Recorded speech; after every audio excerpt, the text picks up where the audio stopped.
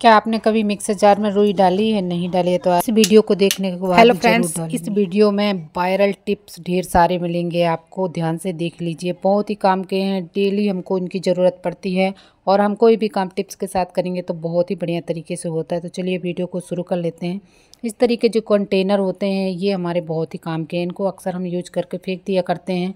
तो इसको लेना है और 4-5 निशान बना लेना है और इसमें होल बना लेना है। बस गोल गोल होल बनाना है और आपका बहुत ही बढ़िया काम का टूल बनके तैयार हो जाएगा।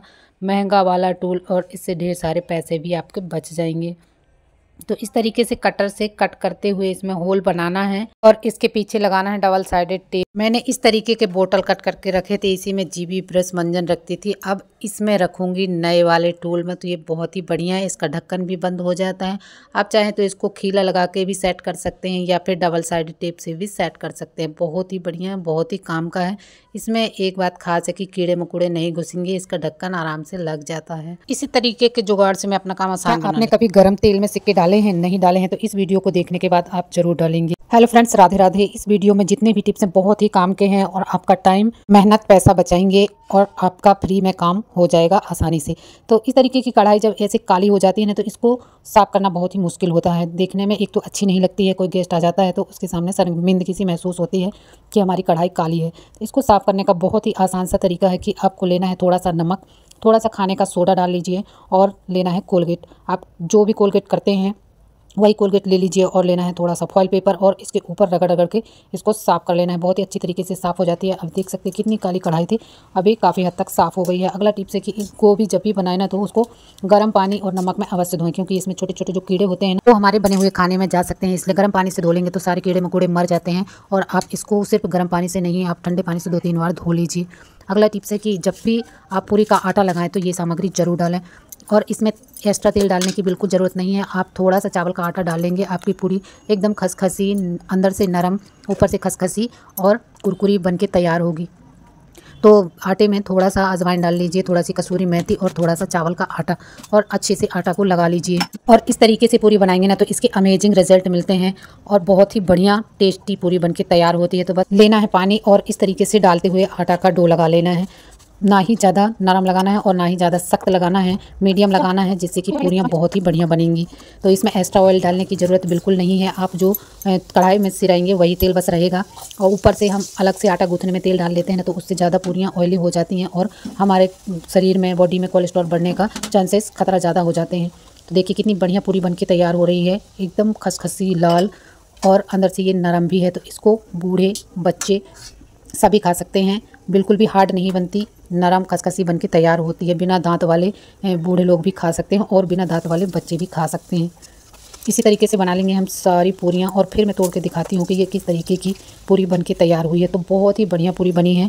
आप एक बार ज़रूर ट्राई करें। क्या जब आप बनाएंगे ना इसी मेथड से आप बार बार बनाना पसंद करेंगे। देखिए कितनी नरम है और ऊपर से एकदम खसखसी है, किसी के दांत में नहीं गड़ेंगी, जिसके दांत नहीं है वो भी आराम से इसको खा सकते हैं। चलिए देख लेते हैं अगला टिप। जब भी जो हमारे बच्चे छोटे होते हैं या बड़े होते हैं वो जब भी पढ़ाई करते हैं ना तो कहाँ पढ़ रहे थे, अगर बीच में कुछ के लिए उठ गए तो भूल जाते हैं कि हम पढ़ कहाँ रहे थे, फिर खोजते रहते हैं। तो आपको इस तरीके का पेपर लेना है और इस तरीके से मोड़ के दे देना है। अब बच्चा जहाँ भी पढ़ाई करेगा और जहाँ भी बंद करेगा वहीं पर ये पेपर लगा देगा, तो फिर बिल्कुल भी नहीं भूलेगा कि वो पढ़ाई कहाँ कर रहा था। वो डायरेक्ट जाएगा और उसी जगह खोलेगा और फिर से पढ़ना शुरू कर देगा। तो आप इस पेपर को कलर पेपर भी बना के दे सकते हैं ताकि बच्चा बुक में अच्छे से लगा ले और वो फिर कभी ना भूले कि मैं कहाँ पढ़ रहा। तरीके के टूल बना के बच्चों को दे देंगे ना तो उनका पढ़ाई में ज़्यादा मन लगेगा और क्योंकि उनकी स्टडी जहाँ से छूटी है वहीं से पढ़ रहे हैं और उनको फिर से दोबारा से नहीं पढ़ना पड़ रहा है। तो ये बहुत ही बढ़िया टिप है, ये अपने बच्चों की बुक में ज़रूर रखें ताकि बच्चे आसानी से अपना सिलेबस पूरा कर पाएँ और अपने लेसन को पूरा कर पाएँ। देख लेते हैं अगला टिप। तो इस तरीके का पेपर लेना है। अक्सर बच्चे स्कूल जाते हैं तो वो अपना बैग गुम कराते हैं या फिर बॉटल गुम कर देते हैं, पेन पेंसिल, तो उनको रोज़ रोज़ का काम होता है, वो एक ना एक चीज़ गुम करके आएंगे ही। तो इस तरीके की 2 पट्टियाँ बना लेनी है और इसमें लिख देना है अपने बच्चे का नाम लिख के इस तरीके से टैग बना देना है। और इनको आप चाहें तो डेकोरेट भी कर सकते हैं, सजा सकते हैं ताकि ये देखने में और भी सुंदर लगेंगे। फिर आपको लेना है सेलो टेप ले लीजिए और इन टैग्स में लेमिनेशन कर दीजिए। टेप चिपका देंगे तो ये बिल्कुल भी ख़राब नहीं होंगे और जितना भी एक्स्ट्रा टेप है वो कट कर दीजिए। अब इसमें पानी पड़े या फिर कुछ भी हो ये ख़राब नहीं होंगे, जैसे कि तैसे चिपके रहेंगे, लगे रहेंगे। तो दोनों टैग में हम लेमिनेशन कर लेंगे और कुछ इस तरीके से बना लेना है। बराबर से सेलो टेप को कट कर लीजिए और फिर ये बहुत ही बढ़िया बन जाएगा। और बीच में करना है छेद और आपको लेना है पक्का सा धागा। पक्का सा धागा ले लीजिए। तो मैंने लिया है ऊन, मेरे पास यही है सबसे मजबूत ऊन। ले लेना है बराबर से जितना आपको चाहिए और इसी छेद में डाल देना है। छेद में डालते हुए इसमें बहुत ही बढ़िया तरीके से पक्की सी नॉट लगा देना है ताकि ये निकले ना और बहुत ही अच्छे से चिपका रहे। ये एक पहचान हो जाती है। बच्चा इधर उधर बैग नहीं फेंकेगा, इधर उधर सामान नहीं फेंकेगा। जहाँ भी उसका सामान जाएगा उसके नाम के साथ जाएगा तो बहुत ही आसानी से सामान मिल जाएगा। इस तरीके से हमारे दोनों टैग बनके तैयार हो गए हैं। आपके जितने बच्चे हैं, जितने बच्चे स्कूल जा रहे हैं, सभी के टैग बना लीजिए और एक एक बैग में लटका दीजिए। तो इसके ऊपर वाली जो चैन होती है ना उसमें फंसा देना है अच्छे से और एक नॉट लगा देनी है ताकि ये निकले ना। हमने पक्के धागे से तो बांधा ही है, ये बिल्कुल भी नहीं निकलेगा। अब जहाँ भी बैग फेंकेंगे ना वो आसानी से ये टिप बहुत ही बढ़िया, आपको बहुत पसंद आएगा। बैग के बाहर जब भी बच्चे बॉटल रखते हैं तो पीछे जो बच्चे होते हैं वो बॉटल को निकाल के फेंक देते हैं या फिर छुपा देते हैं। तो आप अंदर कैसे रखें, अंदर रख लेते हैं तो बॉटल इधर उधर लुढ़क जाती है जिसकी वजह से पानी गिर जाता है और बुक कॉपी गीली हो जाती हैं। तो आप इस तरीके से अगर रखते हैं तो बॉटल आपकी बिल्कुल भी इधर उधर नहीं लुढ़केगी, एक ही जगह जमा रहेगी। आपको लेना है एक हेयर बैंड ले लेना है और इस तरीके से एक पिन लगाते हुए सेट कर देना है। सेफ्टी पिन लगा लीजिए या फिर आप सुई धागा से भी इसको सिल सकते हैं। फिर लेना है पानी का बॉटल और कुछ इस तरीके से डालते हुए बैग में बीचों बीच अच्छे तरीके से जमा देना है, मतलब साइड में जहाँ भी आप बॉटल को रखना चाहते हैं वहीं पे लगाइए और इस तरीके से डाल दीजिए। अब बॉटल बिल्कुल भी नहीं लुढ़केगा और ना ही कोई बच्चा फेंकेगा, बॉटल बैग के अंदर ही रहेगा और कॉपी किताब भी बिल्कुल भी गीले नहीं होंगे। अगला टिप भी बहुत ही बढ़िया है कि पेन पेंसिल बच्चे डेली घुमा के आते हैं जिससे मम्मियाँ तंग हो जाती हैं और उनको पेन पेंसिल फिर लाना बंद कर देती हैं। तो पेन पेंसिल बंद करने से कुछ नहीं होने वाला है। अगर आप ये काम कर लेते हैं तो आपके बच्चे का कभी भी पेन पेंसिल नहीं घूमेगा तो आसानी से मिल जाएगा। तो बस करना क्या है कि आपको एक कागज़ लेना है, उसमें बच्चे का नाम लिख देना है और पेंसिल पे चिपका देना है और पेन पे भी इसी तरीके से रिफिल के अंदर डाल देना है। अब आसानी से पेन मिल जाएगा, जहाँ भी होगा उसके नाम के साथ ही मिल जाएगा। उम्मीद करती हूँ ये बच्चों वाले टिप्स आपको बहुत पसंद आए होंगे और जिनके बच्चे हैं वो ज़रूर इस तरीके से ध्यान रखें अपने बच्चों का। देख लेते हैं अगला टिप। अगला टिप भी बहुत ही बढ़िया है। जब भी हमारे बच्चे मिट्टी में खेलते हैं या फिर कहीं भी खेलते रहते हैं ना तो उनके हाथ फटने लगते हैं, ऊपर स्किन निकलने लगती है जिसकी वजह से बहुत ज़्यादा दर्द होने लगता है। ये बड़ों के साथ भी होता है और बच्चों के साथ ज़्यादा होता है। तो हाथों में हो जाता है फंगल इन्फेक्शन। तो आपको लेना है सिक्का और सिक्के को गर्म तेल में डाल देना है, थोड़ा गुनगुना कर लेना है और लेना है थोड़ी सी हल्दी। सिक्कों को कटोरी में निकाल लीजिए, ये काफ़ी गर्म है। अब अपनी उंगलियों को जहाँ भी आपके दर्द हो रहा है, सूजन है, स्किन निकली हुई है, वहाँ पर इस तरीके से सेक लीजिए हल्दी लगा के। तो ये सारा दर्द खींच लेगा और 1-2 खुराक में ही आपको आराम पता चल जाएगा। बहुत ही बढ़िया टिप है। हमारी दादी नानी इसको यूज़ करके अपना काम आसान कर लेती थी और इस तरीके की समस्या से छुटकारा पाती थी। तो आप भी इसका यूज़ करके अपने काम को आसान बना सकते हैं। सिक्के में कुछ ऐसी प्रॉपर्टी होती हैं जो हमारी स्किन को ठीक करने में काफ़ी मदद करती हैं। तो चलिए कमेंट करके जरूर बताना कि इस वीडियो में आपको कौन सा टिप्स अच्छा लगा। कभी बर्नर में दूध डाला है, नहीं डाला है तो इस वीडियो को देखने के बाद आप जरूर डालने लगेंगे। वीडियो के टिप्स के रिजल्ट देख के आप भी दंग रह जाएंगे। मैं खुद हैरान हूँ इन टिप्स के रिजल्ट देख। आप भी मेरी तरह डेली के काम से परेशान है और अपना समय, रुपया, मेहनत बचाना चाहते हैं तो इस वीडियो को पूरा देख लेते हैं। फर्स्ट टिप, जब भी हम गोभी के पराठा बनाते हैं तो इस तरीके से बड़ा वाला कद्दूकस लेते हैं, बड़े छेद वाला, और इसमें गोभी को ग्रेट करना शुरू कर देते हैं। लेकिन इसमें बड़े बड़े टुकड़े निकलते हैं जिससे कि गोभी पानी छोड़ देती है और हमारा पराठा अच्छे से बनता नहीं है, फूला फूला नहीं बनता है, बीच बीच में टूट जाता है क्योंकि उसमें बड़े बड़े टुकड़े होते हैं गोभी के, जिसकी वजह से पराठा नहीं फूलता है। तो आपको लेना है इस तरीके से पिलर, आलू छीलने वाला पिलर लीजिए और धीरे धीरे करके इस तरीके से गोभी को छील लेना है। तो इसमें एकदम बारीक निकलेगा, आपका जो भी मटेरियल गोभी का है वो एकदम बारीक निकलेगा आटा की तरह, और आपका पराठा कभी भी नहीं फटेगा, गोल गोल और एकदम फूला फूला paratha, crunchy tasty amazing paratha बनके तैयार होगा। तो या फिर आप कद्दूकस का जो छोटे होल वाला कद्दूकस रहता है उसमें कद्दूकस कीजिए, मटेरियल बनके तैयार होता है। तो आप समय वेस्ट ना करते हुए छोटे होल वाला कद्दूकस लें और उसमें सारा गोभी ग्रेट कर लें। आप जितना भी पराठा बनाना चाहते हैं, पूरे परिवार के लिए भी बनाना चाहते हैं, तो आपको बिल्कुल भी थकान नहीं लगेगी और आप छोटे ग्रेटर से पराठा बना के तैयार कर पाएंगे। देख लेते हैं अगला टिप। तो इस तरीके के जो चार्जर होते हैं, वायर होती हैं, ये बहुत ही जल्दी गंदी हो जाती हैं। इनका कलर सफ़ेद होने की वजह से ये जल्दी से गंदी हो जाती हैं क्योंकि हम ज़्यादा इन्हीं को टच करते हैं और इन्हीं की हमको सबसे ज़्यादा ज़रूरत पड़ती है।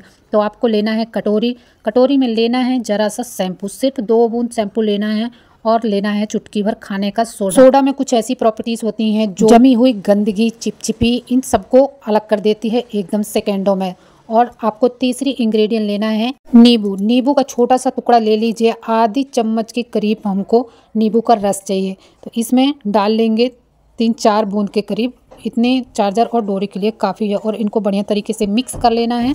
अब इनसे मिल कर के एक रिएक्शन होगा जिससे कि वायर में जो भी चार्जर में गंदगी लगी होगी, चिपचिपी लगी होगी, डस्ट मिट्टी जो भी लगी होगी ना, वो सारी छूट जाएगी और एकदम क्लीन हो जाएगा। इसका गजब का रिजल्ट है, आप ध्यान से देखिए। तो इसको आप चाहे तो ब्रश से इसमें लगा लीजिए या फिर यही नींबू के छिलके से आप इसको घिस सकते हैं, लगा सकते हैं। बिल्कुल भी मेहनत नहीं लगती है, आप इसमें लगाएंगे और आपका चार्जर और चार्जर की वायर एकदम क्लीन हो जाएगी। ना ही ज़्यादा टाइम लगता है, सिर्फ 2 मिनट में हमारा चार्जर क्लीन हो जाता है। और इसमें एक भी बूंद पानी नहीं डालना है, क्योंकि पानी डालने से इलेक्ट्रिक सामान होता है जो वो ख़राब हो जाता है। इसलिए ये सलूशन बनाया जाता है ताकि हमारा जो इलेक्ट्रिक सामान है वो अच्छे से क्लीन हो जाए और उसके अंदर पानी ना जाए और ख़राब ना हो। तो इस तरीके से आप गीले कपड़े से पहले पोंछ लीजिए, कपड़े को बढ़िया तरीके से निचोड़ देना है, फिर ही पोंछना है और फिर बाद में एक बार सूखे कपड़े से पोंछ लीजिए।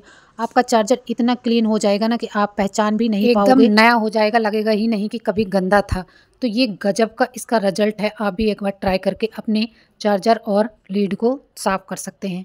अगला टिप है कि मेथी के जब भी आप पराठे बनाएं ना, तो एक चीज़ ज़रूर डाल लें, इससे इतना टेस्टी और क्रंची पराठा बनता है कि आप खाते ही रह जाएंगे और आपके पड़ोसी भी मांग मांग कर खाएंगे। और इन आलूओं को ग्रेट करके डालना है, कद्दूकस में ग्रेट कर लें और फिर डालें और फिर आटा को लगा लें। फिर आपका इतना टेस्टी क्रंची पराठा बनके तैयार होगा कि आप इसी विधि से बार बार बनाएंगे और आप भी खाएंगे और अपने बच्चों को, अपने पूरे परिवार को खिलाएंगे। तो बहुत ही बढ़िया टिप है, आप इसको यूज करके अपने मेहमानों को इस तरीके से पराठा बना के खिलाएंगे तो आपके घर वाले, आपके मेहमान आपकी तारीफ़ करते थकेंगे नहीं। चलिए देख लेते हैं अगला टिप।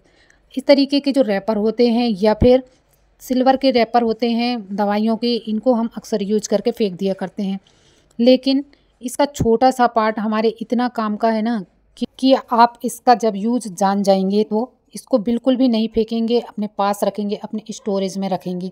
तो इस तरीके से पतला सा आपको इसकी पट्टी कट कर लेनी है और फिर इसकी जो मुंडी है उसको नुकीली बना लेना है और इसकी मुंडी में 1-2 कट लगा देने हैं, जिससे कि हमको इससे काम करने में कोई दिक्कत ना हो, आसानी से हमारा सेकेंडों में काम हो जाए। डालेंगे और हमारा काम तुरंत झटपट हो जाएगा। तो इस तरीके से कट लगा लेना है। और बढ़ती एज के साथ सभी की आंखें वीक होने लगती हैं, जिससे कि हमको दूसरे का सहारा लेना पड़ने लगता है। तो अगर आप इस मेथड से काम करेंगे तो आपको किसी की सहारे की ज़रूरत नहीं पड़ेगी, आप अपना काम खुद कर पाएंगे। तो कितनी भी छोटी से छोटी छेद वाली सुई हो, आप उस सुई में आराम से धागा डाल पाएंगे, किसी की हेल्प लेने की ज़रूरत नहीं पड़ेगी। तो हमारे जो बड़े बड़े काम मशीन से नहीं होते वो अक्सर हाथ से होते हैं। कुछ काम ऐसे होते हैं जो मशीन में नहीं किए जाते, हाथ से ही किए जाते हैं। तो जो हमने पट्टी काटी थी दवाइयों की, इस तरीके से होल में डाल लेना है, सुई के होल में डालना है और लेना है धागा और इसके ऊपर वाले छोर में फंसाते हुए, जो हमने कट लगाए थे ना, उसी में फंसाते हुए अपनी तरफ खींचना है। अपनी तरफ जैसे ही खींचेंगे ना, आपका धागा खुद ब खुद सुई में डल जाएगा। चंद मिनटों में आपका काम चुटकी बजाते ही हो जाएगा। लेकिन मेरे धागा में लग गई है गांठ, बीच में गांठ लगी हुई है, आपको दिख रही होगी, इसकी वजह से और मैं आगे खींच नहीं पा रही हूँ, लेकिन सुई में धागा आराम से चला गया है। तो उम्मीद करती हूँ ये टिप आपको बहुत पसंद आई होगी। अगला टिप्स भी बहुत ही बढ़िया है, आपको ये भी बहुत ही पसंद आने वाला है। तो इस तरीके के चके वाले जो बैग होते हैं ना, हम जब भी कहीं जाते हैं, चाहे गांव जाएं, चाहे शहर जाएं, कहीं घूमने जाएं, तो इसको लेके जाते ही जाते हैं, क्योंकि इसको ले जाने में कोई दिक्कत नहीं होती, आसान तरीके से हमारा सामान चला जाता है और हमको ज़्यादा ढोना भी नहीं पड़ता है। तो अक्सर क्या होता है कि इनके चके में गंदगी लग जाती है, जब भी हम इनको चलाते हैं ना, तो कहीं गोबर कहीं कीचड़ लग जाता है। तो आप अगर इस तरीके से टेप घुमा घुमा के लगा लेते हैं पूरे, तो इसी तरीके से चारों चके में टेप लगा लेना है। आपके बैग में 2 चके हैं तो आप 2 चके में टेप लगा लीजिए। मैं चारों चके में टेप लगा लूँगी। एक चक्का तो मेरे बैग का गिर ही गया है, 3 चके हैं तो तीनों में मैं टेप लगा लेती हूँ और बहुत ही ईजिली टेप लग जाता है, कोई भी दिक्कत नहीं होती, चंद सेकंडों में टेप लग के तैयार हो जाता है। इसको फिर चलाने में कोई दिक्कत नहीं होती है। आप सोच रहे होंगे टेप लग जाएगा तो ये चलेगा कैसे, बिल्कुल भी दिक्कत नहीं होगी, आराम से ये चल जाता है। और जब भी हम कहीं जाते हैं ना और ज़मीन में इस बैग को चलाते हैं तो क्या होता है, रास्ते में कहीं गोबर पड़ा होता है, कहीं कीचड़ पड़ा होता है, तो वही चक्के में लग जाता है और चक्के के साथ साथ हमारे बैग में भी लग जाता है।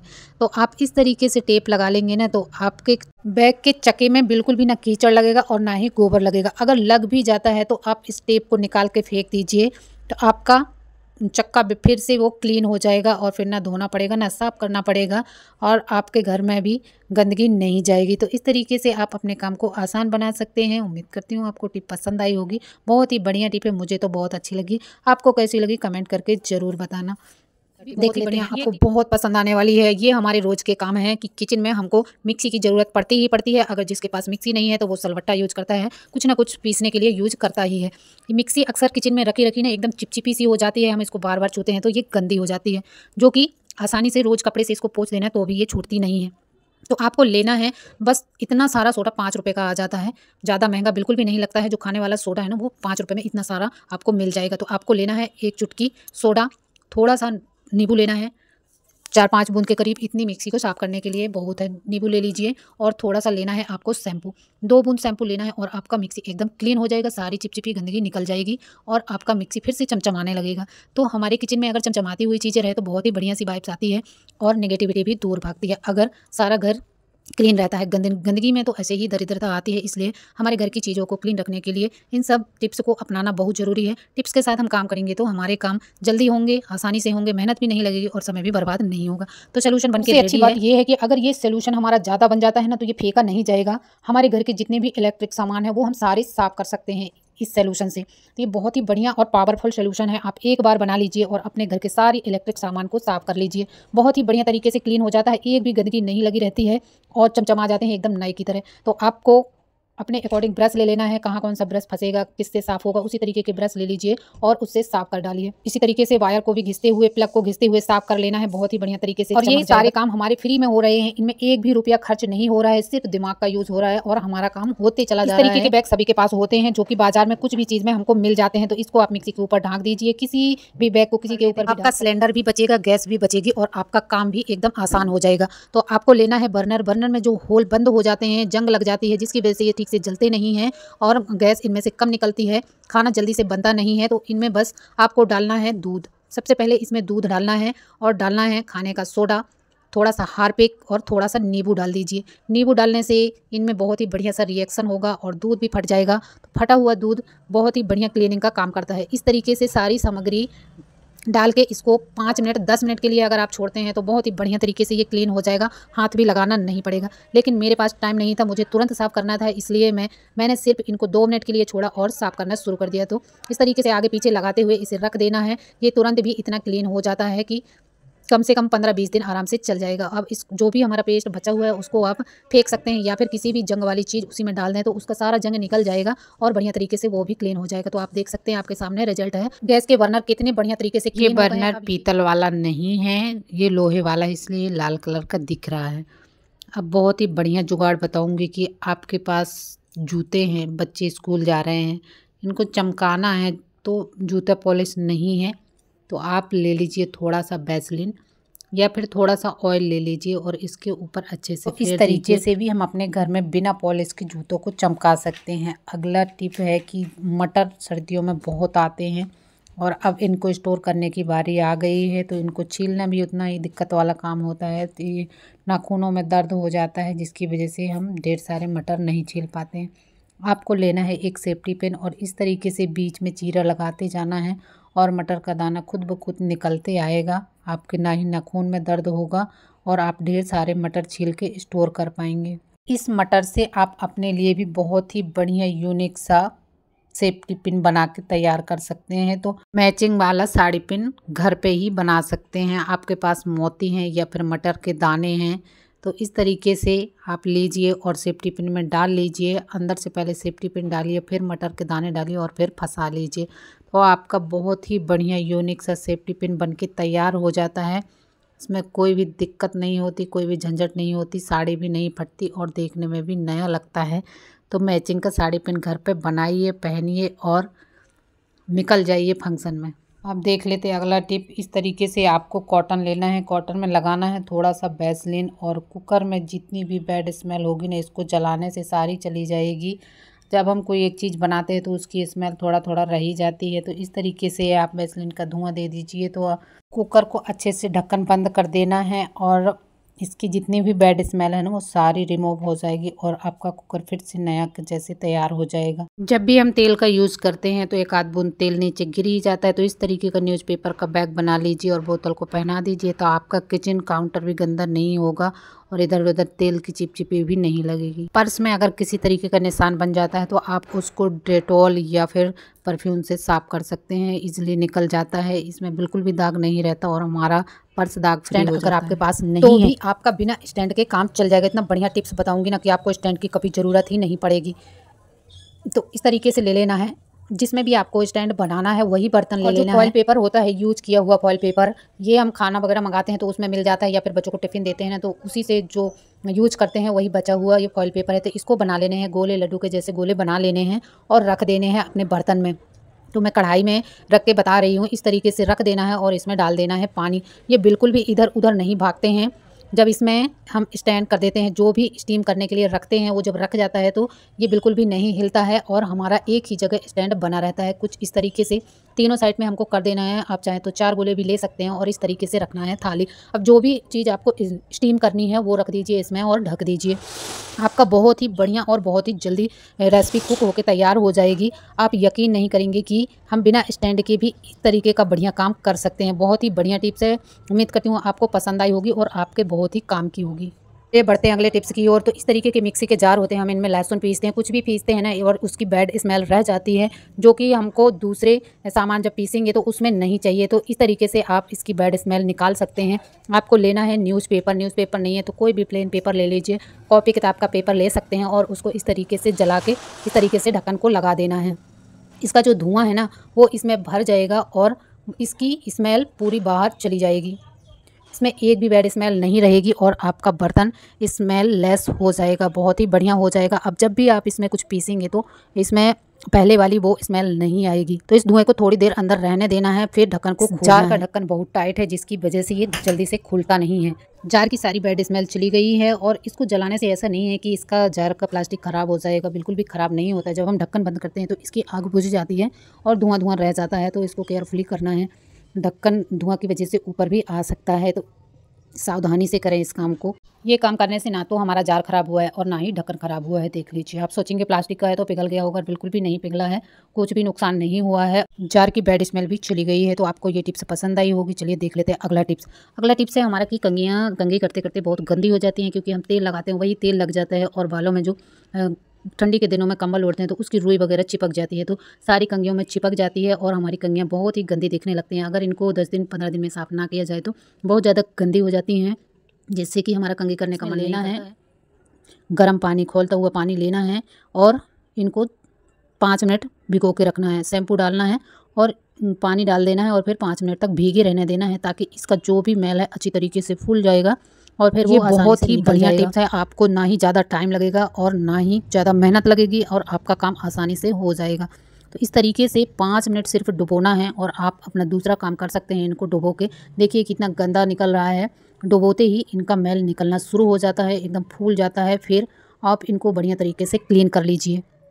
तो आपके घर में जितनी भी कंघी हैं छोटी बड़ी सभी इसमें डाल लीजिए और इसका मैल फूलने दीजिए। गंदी रहती है ना तो मन नहीं लगता कॉम्ब करने में और ना ही किसी को देने में अच्छा लगता है।